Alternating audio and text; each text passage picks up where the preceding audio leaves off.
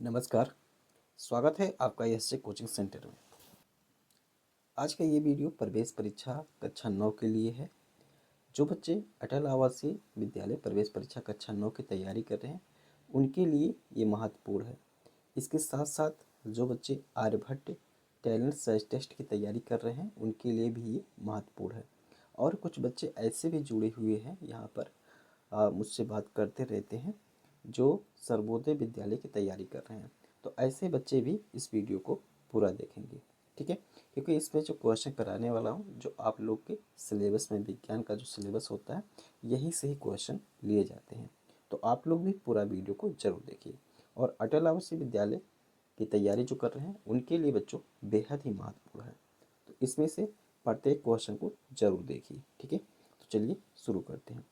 आज के इस क्लास में लगभग मैं 50 क्वेश्चन कराऊंगा और इसमें से क्वेश्चन आप लोग के एग्जाम में जरूर मिलेगा, ठीक है। देखिए, पहला है, कह रहा है कि एक्स रे के आविष्कारक कौन है? तो कौन है? विल्हेम रॉन्टजन, ठीक है, ये सही हो जाएगा। चलिए नेक्स्ट आगे बढ़ते हैं। सिस्मोग्राफ यंत्र किसकी तीव्रता मापता है? तो किसकी तीव्रता मापता है? भूकंप की। सी ऑप्शन सही हो जाएगा। चलिए आगे बढ़ते हैं। इसके बाद है, रिक्टर स्केल का उपयोग किसे मापने के लिए किया जाता है? तो किसे मापने के लिए किया जाता है? भूकंप को, ठीक है, तो ये सही हो जाएगा, ठीक है। चलिए, प्रकाश वर्ष किसका मात्रक है? तो प्रकाश वर्ष जो होता है वो दूरी का मात्रक होता है, तो ये सही हो जाएगा। अगला देखिए, निम्न में से कौन सा अनवीकरणीय ऊर्जा स्रोत है? तो अनवीकरणीय मतलब जो मात्रा में सीमित होते हैं, तो कोयला हो जाएगा, ठीक है। चलिए, ऊर्जा का नवीकरणीय स्रोत कौन सा है? तो ऊर्जा का नवीकरणीय स्रोत इसमें वायु हो जाएगा, ठीक है ये। चलिए नेक्स्ट पढ़ते हैं। निम्न में से जीवाश्म ईंधन और अनवीकरणीय स्रोत कौन है? तो इसमें से क्या हो जाएगा भाई? निम्न में से जीवाश्म ईंधन और अनवीकरणीय स्रोत कौन है? लकड़ी, बायोगैस, सूर्य, कोयला। तो इसमें सही ऑप्शन है कोयला, ठीक है, ये सही हो जाएगा। चलिए आगे बढ़ते हैं।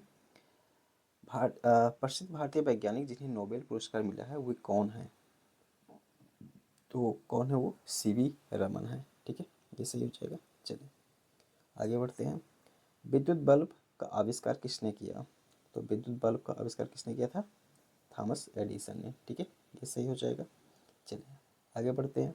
कह रहे हैं कि निम्न में से कौन सा ऊर्जा स्रोत पर्यावरण के अनुकूल है? तो पर्यावरण के अनुकूल क्या है ये? निम्न में से कौन सा ऊर्जा स्रोत पर्यावरण के अनुकूल है? तो क्या है? बहता हुआ जल, ठीक है, ये सही हो जाएगा।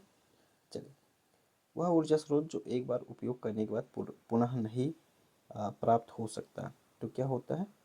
ये है इसमें कोयला, ठीक है, डी ऑप्शन सही है। चलिए, वायुमंडलीय दाब मापने का यंत्र है, तो वायुमंडलीय दाब किससे मापते हैं?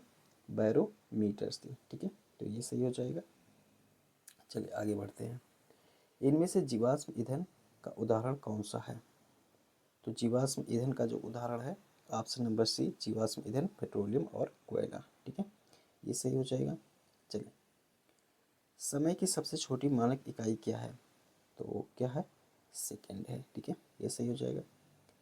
1 लीटर में कितने घन सेंटीमीटर होते हैं? तो कितना होता है? 1000, ठीक है, ये सही हो जाएगा। अगला देखिए, आचार्य जगदीश चंद्र बोस मुख्य रूप से किस क्षेत्र से जुड़े थे? तो ये जुड़े थे रेडियो और पादप विज्ञान से, ठीक है, ये सही हो जाएगा। अगला देखिए, बर्फमापी यंत्र का दूसरा वैज्ञानिक नाम क्या है? तो क्या है बच्चों? प्लूवियोमीटर, ठीक है, ये सही हो जाएगा। चलिए आगे बढ़ते हैं। हवा की गति मापने वाला यंत्र क्या है? स्पीडोमीटर, ओडोमीटर, तो एनीमोमीटर हो जाएगा, ठीक है, सी आपसे सही है। चलिए नेक्स्ट क्वेश्चन देखिए। नील आर्मस्ट्रांग ने चंद्रमा पर कब कदम रखा था? तो कब रखा था भाई? 20 जुलाई 1969 को, ठीक है, ये सही हो जाएगा।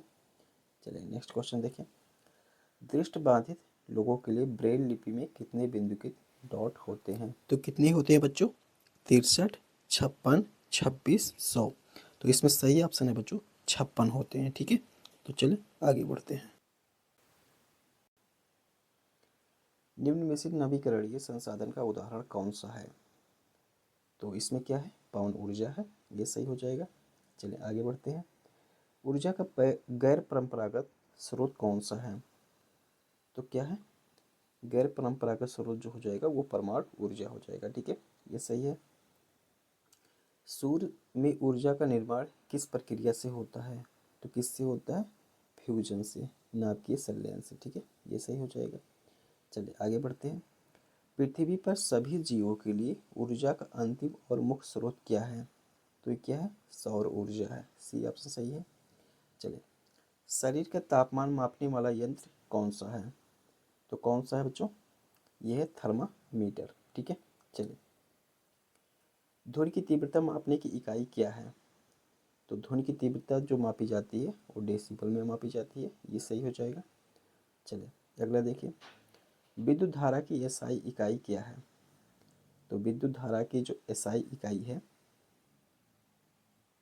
वो क्या है बच्चों? एम्पियर है। ठीक है, ये सही हो जाएगा। चलिए, बल की एसआई इकाई क्या है? तो बल न्यूटन से लिखा जाता है, उसका मात्रक होता है। कार्य और ऊर्जा की इकाई क्या है? तो ये होता है जूल। ठीक है, तो ये सही हो जाएगा। चलिए, दाब की एसआई इकाई क्या है?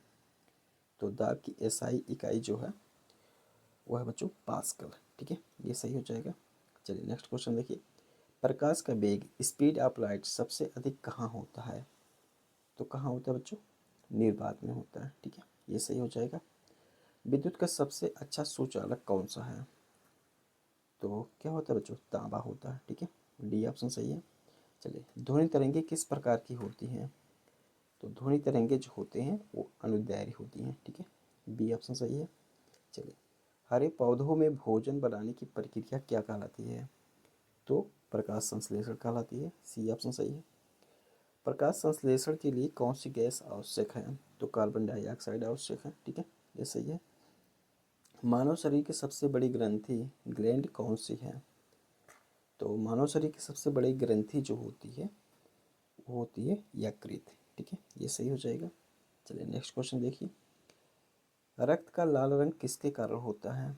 तो ये हीमोग्लोबिन की वजह से होता है। ठीक है, ये सही हो जाएगा। चलिए, हमारे सौर मंडल का सबसे बड़ा ग्रह कौन सा है? तो कौन सा है? बृहस्पति है। ये सही हो जाएगा। ठीक है, चलिए, पृथ्वी का एकमात्र प्राकृतिक उपग्रह कौन सा है? तो क्या है? चंद्रमा है। ये सही हो जाएगा। चलिए आगे बढ़ते हैं। पौधों में जल का परिवहन किस ऊतक द्वारा होता है? तो पौधों में जो जल का परिवहन होता है वो जाइलम द्वारा होता है। ठीक है, ये सही हो जाएगा। मानव हृदय में कितने कक्ष होते हैं? तो मानव हृदय में 4 चैम्बर होते हैं। ठीक है, ये सही हो जाएगा। चलिए, ध्वनि निर्वात में यात्रा क्यों नहीं कर सकती है? तो ध्वनि निर्वात में यात्रा क्यों नहीं कर सकती है? क्योंकि वहाँ पर कोई माध्यम नहीं होता है। ठीक है, तो सी ऑप्शन सही है। प्रकृति में सबसे हल्की गैस कौन सी है? तो सबसे हल्की गैस जो होती है वो हाइड्रोजन होती है। ठीक है, ये सही हो जाएगा। पौधों की पत्तियों का हरा रंग किसके कारण होता है? तो ये क्लोरोफिल की वजह से होता है। ठीक है, ये सही हो जाएगा। जल का रासायनिक सूत्र क्या है? तो जल का रासायनिक सूत्र H2O है। ठीक है, ये सही हो जाएगा। चलिए आगे बढ़ते हैं। वायुमंडल में सबसे अधिक मात्रा में पाई जाने वाली गैस कौन सी है? तो क्या पाया जाता है? नाइट्रोजन सबसे अधिक मात्रा में पाया जाता है 78%। ठीक है, तो ये सही हो जाएगा। चलिए, मानव शरीर का नियंत्रण केंद्र किसे कहा जाता है? तो किसे कहा जाता है नियंत्रण केंद्र? तो ये कहा जाता है मस्तिष्क को। ठीक है, चलिए अगला क्वेश्चन देखते हैं। पौधों में वाष्पसर्जन मुख्य रूप से किसके द्वारा होता है? रंध्र के द्वारा होता है। ठीक है, ये सही हो जाएगा। D option. ठीक है, तो इसी प्रकार से क्वेश्चन को देखने के लिए चैनल को सब्सक्राइब कर लें। धन्यवाद।